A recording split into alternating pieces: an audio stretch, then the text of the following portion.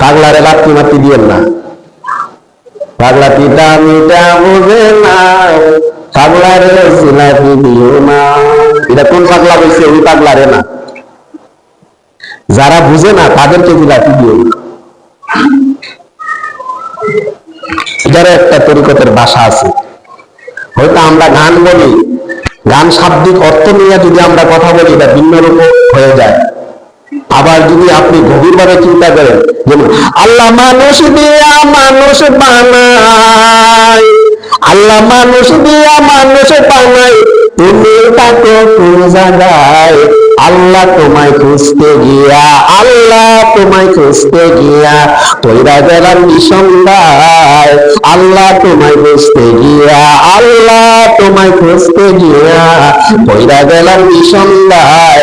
আল্লাহ মানুষ দিয়া মানুষ বানাও, আল্লাহ মানুষ দিয়া মানুষ বানাও, তুমি থাকো কোন জায়গায়? আল্লাহ তোমায় খুঁজতে গিয়া, আল্লাহ তোমায় খুঁজতে গিয়া পয়রা গেলাম নিঃসন্দায়, আল্লাহ তোমায় খুঁজতে গিয়া পয়রা গেলাম নিঃসন্দায়। আল্লাহরে ঘরের মধ্যে পাওয়া যাবে না, আল্লাহরে ঘরের মধ্যে পাওয়া যাবে না, আল্লাহরে নামাজের মাধ্যমে পাওয়া যাবে না। আল্লাহরে কোথায় পাইতে হবে? আল্লাহরে যদি পাইতে হয় বন জঙ্গলে যাইতে হবে, পাগলের বেশে থাকতে হবে। ওয়াজকার আলী পাগলের বেশে ছিলেন। হযরত ওমর রাদিয়াল্লাহু তাআলা আনহু, হযরত আলী রাদিয়াল্লাহু তাআলা আনহুর কাছে যখন দায়িত্বটা দিল আমার দয়াল নবীজি, ও ওমর, ও আলী, তোমাদের হাতে দায়িত্ব দিলাম, আমার জুব্বাটা ওই ওয়াজকার আলীর কাছে পৌঁছায়া দিও। কি আমার জুব্বাটা ওয়াজকার আলীর কাছে পৌঁছে দিও, তোমাদের দায়িত্ব। আর হযরত ওমর রাদিয়াল্লাহু তাআলা আনহু তিনি মনে মনে ভাবছিলেন সেই জুব্বাটা মনে আমাকে দিবেন। আল্লাহু আকবার বলেন না। আবু বকর মনে মনে ভাবছিলেন সেই জুব্বা মুবারকটা মনে আমাকে দিবে। হযরত উসমান রাদিয়াল্লাহু তাআলা আনহু, আমি তো দুই নূরের অধিকারী, সুবহানাল্লাহ বলেন না, আমি তো দুই নূরের অধিকারী, সেই জুব্বাটা মনে আমাকেই দিবে। আমার নবী রাহমাতুল লিল আলামিন সবাইকে বসাইয়ে ডাক দিয়ে বললেন, ও আলী, আমি তোমাদেরকে দায়িত্ব দিলাম, আমি যখন এই দুনিয়া ছেড়ে চলে যাব, একটা পাগলা আছে এই দুনিয়ার মধ্যে, আমি সেই পাগলারে দেখতে যাই না, দেখতে গেলাম পাইলাম না রে। পাগলা আমারে দেখার জন্য আইছিল, আমারে দেখতে পারে নাই। আমিও গিয়েছিলাম পাগলার বাড়িতে, পাগলাও এসেছিল আমার বাড়িতে। আল্লাহু আকবার বলেন না। আমি দেখতে পাইলাম না, পাগলাও আমারে দেখতে পাইল নাই, কিন্তু আমার দাঁত যখন ওদের ময়দানে শহীদ হয়ে গেল, পড়ে গেল, কাপড়ের তীর যখন আমার এই দাঁতের মধ্যে লেগে গেল, লাগার ফলে এই দাঁতটা পড়ে গেল। ও উসমান ও আলী, সেই শুনলাম পাগলা নাকি আমার দাঁত মোবারক করে দেওয়ার ফলে তার একটা দাঁতও রাখে নাই, 32টা দাঁত তার ভেঙে ফেলেছে। শুধু তাই নয়, সে মনে মনে ভাবছিল সেই সামনের বড় দাঁতটা মনে আমার দয়াল নবীজির দাঁতটা পড়ে গেছে। এইভাবে একটা একটা মনে মনে করিয়া তারপরে 32টা দাঁত ছেড়ে দিল। ও উমর, তার মধ্যে কত প্রেম ভালোবাসায়, কিন্তু মার খেদমত করেছিল, মার অনুমতি ছাড়া সে ঘর থেকে বাইর হয় নাই। ও যুবক, এই জন্য আমি বলবো যাদের মা আছে, মারে সম্মান করিয়া ইজ্জত করিয়া একদিন তুমি বড় হইবাই।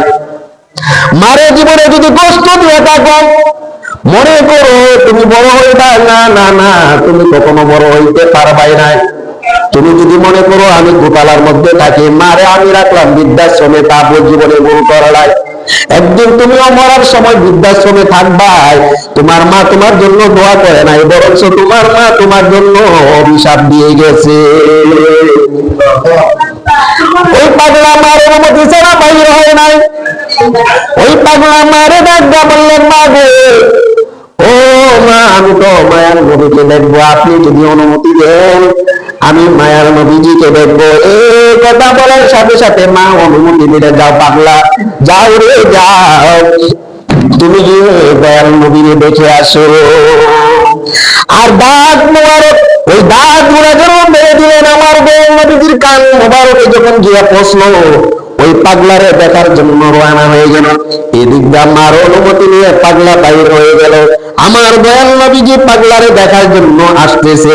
যে পাগলাই গিয়েছিল এক রাস্তায় দিয়ে, আরেক রাস্তায় দিয়ে আমার দয়াল নবীজি আসলো।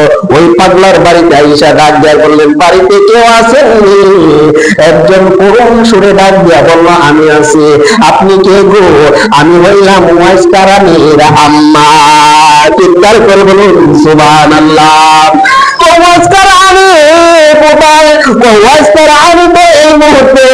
আমার মায়ার নবীকে দেখার জন্য মদিনায় চলে গেল। মায়ার নবীজিকে দেখার জন্য এই কথা বলার সাথে সাথে ওয়াইস কারানি শব্দটা যখন শুনলো মায়ার নবীজিকে দেখার জন্য, তখন আমার নবী বললেন, ও মা, আমি দয়াল নবীজি ওয়াইস কারানি দেখার জন্য আপনার বাড়িতে চলে আসলাম। সুবহানাল্লাহ। দেখছেন প্রেম ভালোবাসা কারে করে?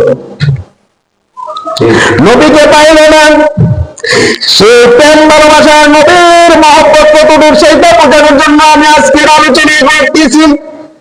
ওই ওয়াইজকার আমি এত প্রেম ভালোবাসায় এইভাবে জীবন সংসার ঘর বাড়ি ছেড়ে দিল আল্লাহরে পাইবার জন্য, রসুলকে পাইবার জন্য কোথায় চলে গেল? বন জঙ্গলে চলে গেল রে। আমার নবী ডাক দিয়া বলল, ও উমর, ও আলী, এই জুব্বাটায় তুমি ওয়াইজকার আলী পাগলারে দিয়ে দিবাই। ডাক দিয়া বললেন, ইয়া রাসূলুল্লাহ, নবী ও মায়ার নবীজি, আমরা তো ওয়াইজকার আলীরে দেখি নাই, উনি কোন অবস্থায়, কোন হালতে, কি অবস্থায় থাকে, তার চেহারা তো আমরা চিনি নাই। মুহূর্তের মধ্যে আমার দয়াল নবীজি দেখে নাই, তারপরে যদিও আমার চোখে সাধারণ চক্ষু দিয়া দেখে নাই, কিন্তু অন্তর চক্ষু দিয়া ওয়াইজকার আলীরে দেখেছেন। চিৎকার করে বলুন সুবহানাল্লাহ। আমার নবী বললেন, ওয়াইজকার আলী, তার চেহারাটা এমন হবে, চুলগুলা আওলা বাওলা হবে, তার শরীরের পরনের মধ্যে 32টা কাপড়ের তালি থাকবে। জানেন না আমরা শরীরে কাপড়ের তালির কাপড় পরতে পারিনি? হ্যাঁ, সিরা কাপড়। আমার মন্দ বলবে, আমার বাবা মনে ফকির, মানুষে বলবে, সম্মানের হানি হবে। আর ওয়াইজকার আলীর জামা কয়টা তালি ছিল? 32টা তালি ছিল ওই কাপড়টা। সুবহানাল্লাহ বলেন। কে বলতেছেন? দয়াল নবীজি। কে বলতেছেন? দয়াল নবীজি বলতেছেন। দয়াল নবীজি গায়েবের খবর বলতে পারেন কি পারেন না বলেন তো? নবীজি কি দেখেছিলেন ওয়াইজকার আলীরে? না, দেখে নাই, কিন্তু জুব্বা, নবীজির জুব্বা মুবারক পৌঁছে দিবে। উমর রাদিয়াল্লাহু তাআলা হযরত আলী রাদিয়াল্লাহু তাআলা বলতেছে, তার চুলগুলো আওলা আওলা হবে, টুকরানো হবে, পাগল বেশি হবে, তার শরীরে 32টা তালির কাপড় থাকবে। ওই কাপড়টায় আল পাগলাটাই শুধু আল্লাহরে ডাকবে। সে যখন এই পরিচয় পাইবে, তখন মনে করবা সে ওয়াইজকার আলী। চিৎকার করে বলে সুবহানাল্লাহ। আর সেই কাপড়টা তারে পৌঁছাই দিবা। আমার দয়াল নবীজি বলবা যে আমার নবীর পক্ষ থেকে এই কাপড়টা আপনার খেদমতে দিয়েছেন। সুবহানাল্লাহ বলেন না? আমি বিশাল কাহিনীতে যাই না, সারমর্মের মধ্যে চলে গেলাম। গিয়া পৌঁছলেন, ওয়াইজকার আলীর কাছে গিয়া পৌঁছলেন, দিয়ে দিন আপনারে এই কাপড়টা দয়াল নবীজি উপহার হিসাবে দিয়েছেন, গিফট করেছেন।